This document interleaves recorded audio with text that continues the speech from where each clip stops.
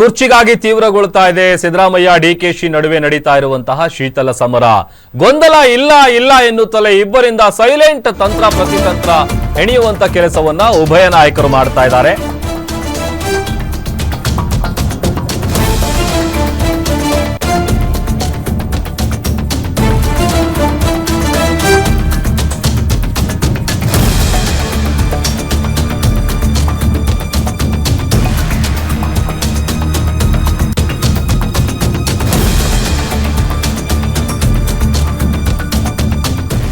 DK Shivakumar Siddaramaiah ನಡುವೆ ನಡೀತಾ ಇರುವಂತಹ ಶೀತಲ ಸಮರ ತೀವ್ರಗೊಳ್ತಾ ಇದೆ.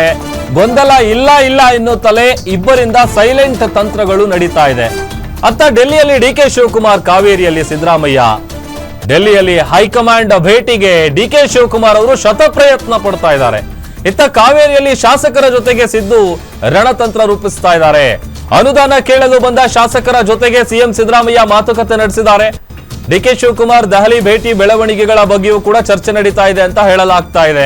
ಶಾಸಕರ ಬಳಿ ಮತ್ತೆ ಹೈಕಮಾಂಡ್ ಅಂತಿಮ ಅಂತ ಸಿದ್ದರಾಮಯ್ಯ ಹೇಳಿದ್ದಾರೆ. ಅತ್ತ ಹೈಕಮಾಂಡ್ ಭೇಟಿ ಆಗಲ್ಲ ಎನ್ನುತ್ತಲೇ ಡಿಕೆ ಶಿವಕುಮಾರ್ ಅವರು ಡೆಲ್ಲಿಲಿ ಠಿಕಾಣಿ ಹೂಡಿರೋದು ಸಾಕಷ್ಟು ಕುತೂಹಲಕ್ಕೆ ಕಾರಣ ಆಗ್ತಾ ಇದೆ. ಒಂದು ಕಡೆ ಯಾವುದೇ ಕಾರಣಕ್ಕೂ ಅಧಿಕಾರದಿಂದ ಕೆಳಗಿಳಿಬಾರದು ಅಂತ ಸಿದ್ದರಾಮಯ್ಯ ಅವರು, ಇತ್ತ ಹೈಕಮಾಂಡ್ ನಾಯಕರನ್ನ ಭೇಟಿ ಮಾಡಿ ಹೇಗಾದ್ರೂ ಮಾಡಿ ಸಿಎಂ ಗದ್ದುಗೆಯನ್ನ ಏರಬೇಕು ಅಂತ ಹೇಳಿ ಡಿಕೆ ಶಿವಕುಮಾರ್ ಅವರು.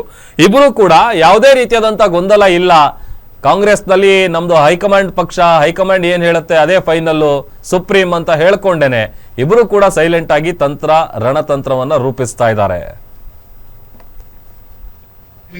So was there any 2.5 year formula discussed when the government was formed in Karnataka in 20? Disclose what all we discussed. We all have joined together, we have worked together, we have brought government together, and every party worker of the state has given their life, given their sweat, and all of them could support to win.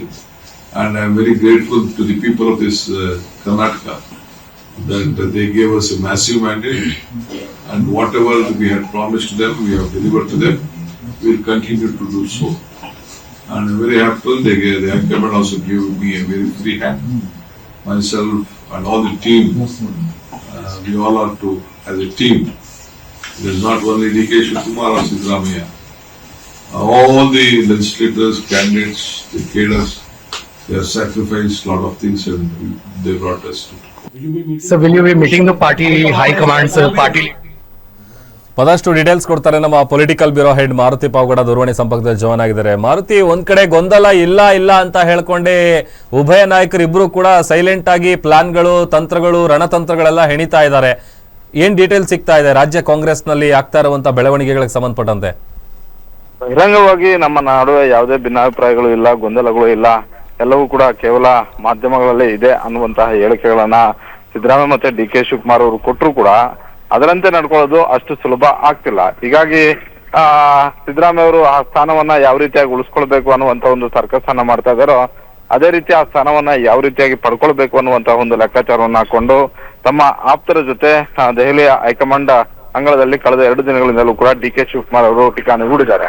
ನಿನ್ನೆಯಿಂದಲೂ ಬಹಳಷ್ಟು high command ಸಂಪರ್ಕದಲ್ಲಿರುವಂತಹ ಹಲವು ನಾಯಕರುಗಳ ಭೇಟಿಗೂ ಕೂಡ ಮುಂದಾಗಿದ್ರು. ಜೊತೆಗೆ ಸೋನಿಯಾ ಗಾಂಧಿ ಮತ್ತೆ ಪ್ರಿಯಾಂಕಾ ಗಾಂಧಿ ಅವರೇ ಸಿಕ್ಕಿದ್ರೆ ರಾಜ್ಯದ ರಾಜಕೀಯ ವಿದ್ಯಮಾನಗಳ ಬಗ್ಗೆ ಚರ್ಚೆ ಮಾಡಬೇಕು, ನನಗೊಂದು ಅವಕಾಶವನ್ನ ಮಾಡ್ಕೊಡಿ ಅನ್ನುವಂತಹ ಒಂದು ಒತ್ತಾಯವನ್ನ ಮಾಡಬೇಕು ಅನ್ನುವಂತಹ ಒಂದು ಲೆಕ್ಕಾಚಾರವನ್ನ ಹಾಕೊಂಡು ಹೋಗಿದ್ರು. ಇನ್ನು ಕೂಡ ದೆಹಲಿಯಲ್ಲೇ ಡಿಕೆ ಶಿವಕುಮಾರ್ ಅವರು ಇದ್ದಾರೆ. ಇತ್ತ ಸಿದ್ದರಾಮಯ್ಯ ಅವರು ಕೂಡ ಯಾವುದೇ ಅಧಿಕೃತ ಪ್ರವಾಸಗಳು ಇಲ್ಲದೆ ಇದ್ರೂ ಕೂಡ ಸಿದ್ದರಾಮಯ್ಯ ಸರ್ಕಾರಿ ನಿವಾಸ ಕಾವೇರಿಯಲ್ಲಿ ಶಾಸಕರ ಜೊತೆ 1-to-1 ಮಾತುಕತೆಯನ್ನು ಕೂಡ ಆಡ್ತಾ ಇದ್ದಾರೆ. ಜೊತೆಗೆ ಇತ್ತೀಚೆಗೆ ಆಗ್ತಿರುವಂತಹ ರಾಜಕೀಯ ವಿದ್ಯಮಾನಗಳ ಬಗ್ಗೆ ಸುದೀರ್ಘವಾಗಿ ತಮ್ಮ ಆಪ್ತ ಸಚಿವರು ಮತ್ತೆ ಶಾಸಕರ ಜೊತೆ ಮಾತುಕತೆಯನ್ನ ಆಡಿದ್ದಾರೆ ಅನ್ನುವಂತ ಒಂದು ಮಾಹಿತಿ ಗ್ಯಾರಂಟಿ ನ್ಯೂಸ್ಗೆ ಸಿಕ್ಕಿರುವಂತದ್ದು. ಇಬ್ರು ಕೂಡ ತಮ್ಮ ತಮ್ಮ ಪ್ರಯತ್ನಗಳನ್ನ ಮುಂದುವರಿಸಿದ್ದಾರೆ. ಆದ್ರೆ ಮಾಧ್ಯಮಗಳ ಮುಂದೆ ಬಂದಾಗ ಮಾತ್ರ ಆ ರೀತಿಯ ಗೊಂದಲಗಳು ಇಲ್ಲ ಅಂತ ಹೇಳ್ತಿದ್ದಾರೆ ಬಿಟ್ರೆ, ಆದ್ರೆ ತಾವು ಆ ಸ್ಥಾನಗಳನ್ನ ಉಳಿಸ್ಕೊಳ್ಳೋದಕ್ಕೆ ಹಾಗೂ ಪಡ್ಕೊಳ್ಳೋದಕ್ಕೆ ಏನೆಲ್ಲ ಕಸರತ್ತು ಮಾಡಬೇಕೋ ಆ ಕಸರತ್ತುಗಳನ್ನ ಇಬ್ರು ಕೂಡ ಮಾಡ್ತಾ ಇದ್ದಾರೆ ಅಂತಾನೆ ಹೇಳ್ಬೋದು. Ram, okay, thank you.